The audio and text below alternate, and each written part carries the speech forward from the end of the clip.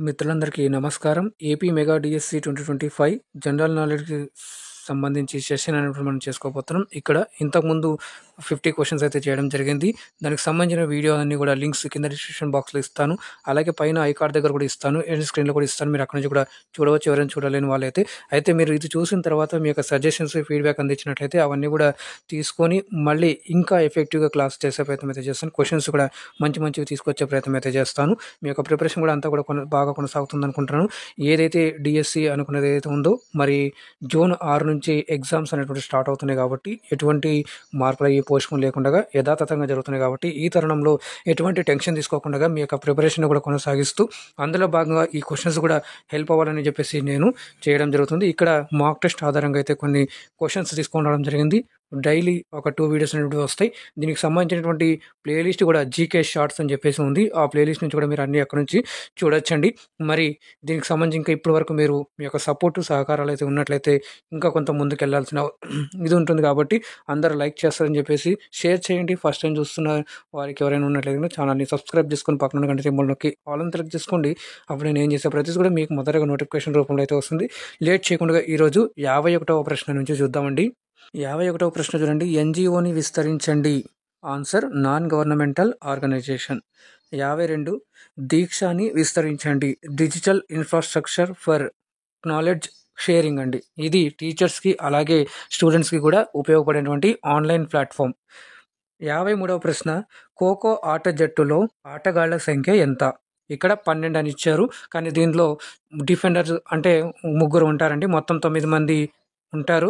అలాగే చేజర్స్ ముగ్గురు ఉంటారు. ఇలాగ మీరు గుర్తు చేసుకోవాలి. ఆప్షన్స్ బట్టి మీరు వెళ్ళాల్సిన అవసరం ఉంది. 54వ ప్రశ్న ఐక్యరాజ్య సమితి భద్రతా మండలిలో శాశ్వత సభ్యులు గల దేశాలు ఎన్ని? అంటే 5. ఇది చాలా మోస్ట్ ఇంపార్టెంట్ క్వశ్చన్‌గా మీరు తీసుకోవచ్చు. ఇక్కడ మీరు ఎప్పుడైనా కూడా ఆర్గనైజేషన్స్ అలాగే ఇంటర్నేషనల్ లెవెల్‌లో అలాగే నేషనల్ లెవెల్‌లో కూడా అలాగే చూసుకుంటూ ఉన్నట్లయితే కనుక స్పోర్ట్స్ సంబంధించి ఇవన్నీ కూడా మనకి టాపిక్స్ కవర్ అయ్యే అవకాశం ఉంది. యాజ్ పర్ మాక్ టెస్ట్ ఆధారంగా. ఓకే. నెక్స్ట్ 55వ ప్రశ్న చూసినట్లయితే ఆంధ్రప్రదేశ్‌లో ఎర్ర నేలలు ఎక్కువగా ఎక్కడ ఉన్నాయి? అంటే దక్కన్ పీఠభూమిలో. ఇక్కడ మన ఆన్సర్ చూసుకున్నట్లయితే మరి ఇక్కడ చూడండి గుంటూరు, కర్నూలు, కడప, నంద్యాల. నెక్స్ట్ చూడండి ఇక్కడ 56వ ప్రశ్న ఆంధ్రప్రదేశ్ రాష్ట్రానికి మొత్తం ఎన్ని రాష్ట్రాలతో సరిహద్దులు ఉన్నాయి? అంటే సమాధానం 5. అవి ఏంటివి అంటే ఒడిస్సా, ఛత్తీస్గఢ్, తెలంగాణ, కర్ణాటక, తమిళనాడు. ఇక్కడ మీకు కొంచెం చిన్నగా చేస్తున్నా తద్వారా మీకు క్లియర్గా అనేటువంటిది కనిపిస్తూ ఉంటుంది. నెక్స్ట్ ప్రశ్న ఇక్కడ 57వ ప్రశ్న చూడండి. మహాత్మా గాంధీ సమాధిని ఈ విధంగా పిలుస్తారు అంటే రాజ్ఘాట్. ఎక్కడ ఉంది అంటే న్యూఢిల్లీలో. 58వ ప్రశ్న మరి నేతాజీ సుభాష్ చంద్రబోస్ స్థాపించిన పార్టీ ఏది? అంటే ఆల్ ఇండియా ఫార్వర్డ్ బ్లాక్ అనేటువంటిది. ఓకే. 59వ ప్రశ్న యుఎన్ఎస్సి యొక్క విస్తరణ అంటే యునైటెడ్ నేషన్స్ సెక్యూరిటీ కౌన్సిల్. ఇది కూడా మీరు చూసుకోవాల్సిన ఆవశ్యకత ఉంది. 60వ ప్రశ్న చూడండి. రాజ్యసభలో గరిష్టంగా ఎంతమంది సభ్యులు ఉండవచ్చు? అంటే 250 ఉండవచ్చండి. 61వది రాజ్యసభలో ప్రస్తుతం ఎంతమంది సభ్యులు ఉన్నారు? అంటే 245. మరి 62వ ప్రశ్న రాజ్యసభ సభ్యులుగా ఎంతమందిని రాష్ట్రపతి నామినేట్ చేస్తారు? అంటే 12 మందిని నామినేట్ చేస్తారు. నెక్స్ట్ 53వ ప్రశ్న చూడండి. దండి మార్చ్ ఎప్పుడు జరిగింది? అంటే 12 మార్చి 1930. మరి ఇది చివరి ఎక్కడి నుంచి అంటే సబర్మతి ఆశ్రమం నుండి దండి వరకు జరిగిందండి. చివరన 6 ఏప్రిల్‌నైతే ఈ మార్చ్ అనేటిది ముగిసింది. ఇది ఎందుకంటే ఈ ఉప్పు పన్ను మీద నిరసనకైతే జరపడం జరిగిందండి. 64వది చూసుకున్నట్లయితే పీహెచ్ వాల్యూలో 7 కంటే ఎక్కువ పీహెచ్‌లు సూచిస్తే అందులో ఇవి కలిగి ఉంటాయి. అంటే సమాధానం క్షీరత్వాన్ని. అలాగే మరి తక్కువ చూసుకున్నట్లయితే ఏముంటాయంటే ఆమ్లత్వాన్ని కలిగి ఉంటాయి. మరి తటస్థంగా అంటే 7 అండి. మొత్తంగా ఇక్కడ 14 అనేటువంటిది వాల్యూ ఉంటుంది. మీరు పీహెచ్ కూడా చూసుకున్నట్లయితే ఒక బిట్టు వచ్చే ఆస్కారం ఉందండి. 65వ ప్రశ్న చూసినట్లయితే మధ్య భారతదేశంలో అతిపెద్ద జాతీయ ఉద్యానవనం ఏది? అంటే కన్హా నేషనల్ పార్క్ మధ్యప్రదేశ్ అండి. మధ్యప్రదేశ్‌లోనే ఉంది. సో మధ్యప్రదేశ్, మధ్య భారతదేశం ఈజీగా గుర్తుంటుంది. 66వ ప్రశ్న చూడండి. ఇస్రో ప్రధాన కార్యాలయం ఎక్కడ ఉంది? అంటే బెంగుళూరు, కర్ణాటకలో ఉంది. 67వ ప్రశ్న ప్రస్తుతం భారతదేశంలో గల జిల్లాల సంఖ్య అంటే ఇది ఇప్పుడు ప్రస్తుతం ఉన్నటువంటి 780 ఉన్నాయి.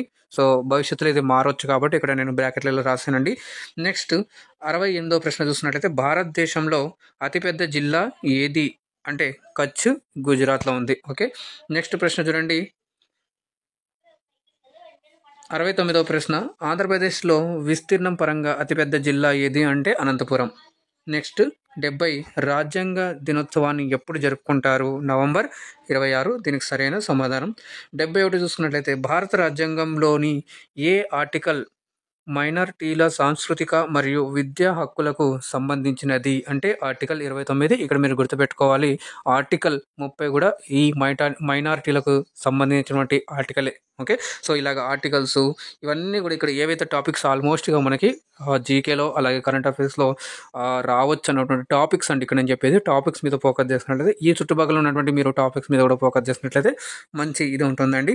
72 చూసుకున్నట్లయితే భారత ప్రభుత్వం ఆర్టికల్ 370ని ఎప్పుడు రద్దు చేసింది? అంటే ఇక్కడ ఆగస్టు 5, 2019 ఆ తర్వాతనే మనకి 2 కేంద్రపాలిత ప్రాంతాలుగా దాన్ని చేయడం జరిగింది.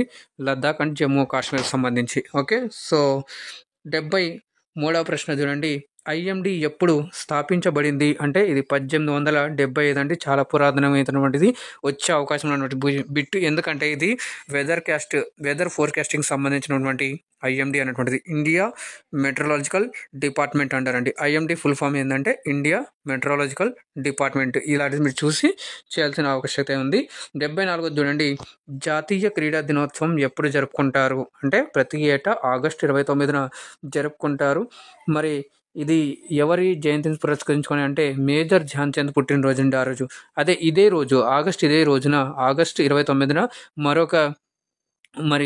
మరొకరి జయంతిని పురస్కరించుకొని మరి తెలుగు భాషా దినోత్సవాన్ని జరుపుకుంటాం. అయితే ఆయన ఎవరో కింద కామెంట్ చేయండి. ఆయన పేరేంటో మీరు కింద కామెంట్ అయితే చేయండి. 75వ ప్రశ్న మరి ఇక్కడ చూసుకున్నట్లయితే 2011 సెన్సస్ ప్రకారం అత్యల్పంగా అక్షరాస్యత కలిగినటువంటి రాష్ట్రం ఏది? అంటే బీహార్ అండి.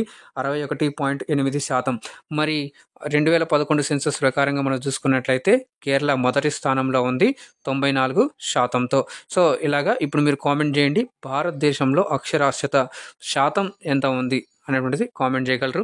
మరి ఇది మీకు యూస్ఫుల్ అయిందనుకుంటున్నాను. ఇటువంటి క్వశ్చన్స్ ఇంకా కూడా వస్తుంటాయి. సో, మీ యొక్క సహకారాలు అందిస్తారని చెప్పేసి లైక్ చేయండి. యూస్ఫుల్ అనిపించినట్లయితే ఇన్ఫర్మేటివ్ అనిపిస్తే కనుక షేర్ చేయండి. చాలామందికి ఇది ఇక్కడ మనకి ఎటువంటి వేస్ట్ చేయకుండా డైరెక్ట్ క్వశ్చన్ ఆన్సర్ ఇవ్వడం జరుగుతుంది కాబట్టి యూస్ఫుల్ అవుతుంది నేను భావిస్తున్నాను. మరి మీకు ఎలా అనిపించింది సజెషన్స్ ఫీడ్బ్యాక్ కూడా కామెంట్ చేయండి.